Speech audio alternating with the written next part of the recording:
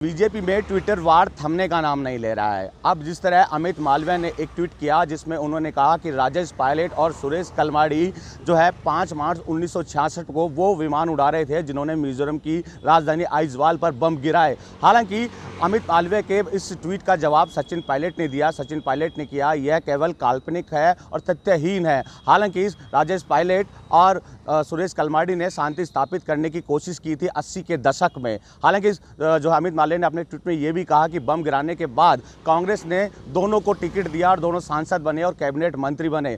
अब जिस तरह ट्विटर वार शुरू हुआ है, सचिन पायलट ने तो जवाब दे दिया है, क्योंकि चुनाव को देखते हुए लगातार बयानबाजी का दौर थमने का नाम नहीं ले रहा है। अमित मालवीय के ट्वीट का जवाब तो सचिन पायलट ने दे दिया है, लेकिन सचिन पायलट यूँ कहें कि आगामी विधानसभा चुनाव को देखते हुए पूरी तरह से एक्टिव मोड पर आ गए हैं। जिस तरह बीजेपी के केंद्रीय नेतृत्व लगातार ट्वीट के जरिए सचिन पायलट पर हमला करने में लगे हैं, उसका जवाब सचिन पायलट बखूबी देते हुए नजर आ रहे हैं। अमित मालवीय के ट्वीट का जवाब तो सचिन पायलट ने दे दिया। उनका कहना है कि 80 के दशक में राजेश पायलट और सुरेश कलमाड़ी ने केवल शांति स्थापित करने की कोशिश की थी मिजोरम के हालात को देखते हुए।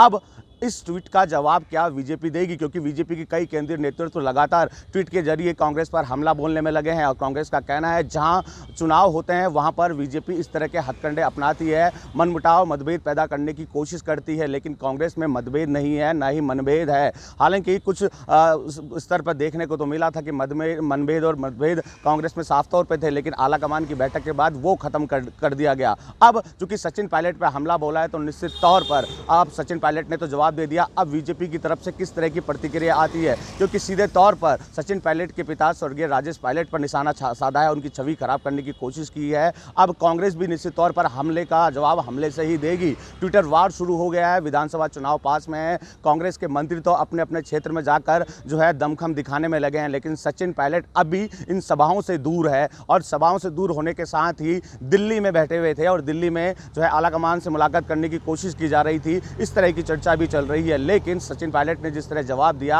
अब इस सचिन पायलट के ट्वीट का जवाब क्या बीजेपी दे पाएगी, क्योंकि बीजेपी भी पूरी तरह से एक्टिव मोड पर हो गई है। राजस्थान के चुनाव को देखते हुए केंद्रीय नेतृत्व लगातार राजस्थान के दौरे पर आ रहा है और कांग्रेस पर हमला बोलने में लगा है। बीजेपी का कहना है कि 4.5 साल केवल कांग्रेस अपनी कुर्सी बचाती रही, लेकिन वहीं कांग्रेस की बात करें, कांग्रेस विकास कार्यों की बात करने में लगी है कि हमने जो है राजस्थान में विकास की गंगा बहाई, हर वर्ग को ध्यान में रखते हुए एक के बाद एक सौगात दी। लेकिन इस ट्विटर वार का क्या मतलब निकला, क्योंकि जिस तरह 15 अगस्त से के दिन इस तरह का ट्वीट करना, उसके बाद सचिन पायलट का जवाब देना, कहीं ना कहीं सियासत अब अलग उबाल लेती हुई नजर आ रही है। सचिन पायलट ने जवाब तो दे दिया, लेकिन अब सबसे बड़ा सवाल ये उठता है कि सचिन पायलट राजस्थान में जो है सभा कब करेंगे, क्योंकि सचिन पायलट गुट के विधायक है, वो लगातार कयास लगाए बैठे हैं कि सचिन पायलट पूरी तरह से एक्टिव मोड पर आ जाएं, क्योंकि समय कम बचा है और ऐसे में सचिन पायलट क्या एक्टिव मोड पर नजर आएंगे ये भी देखने वाली बात होगी, क्योंकि बीजेपी के ट्वीट का जवाब तो सचिन पायलट ने दे दिया है।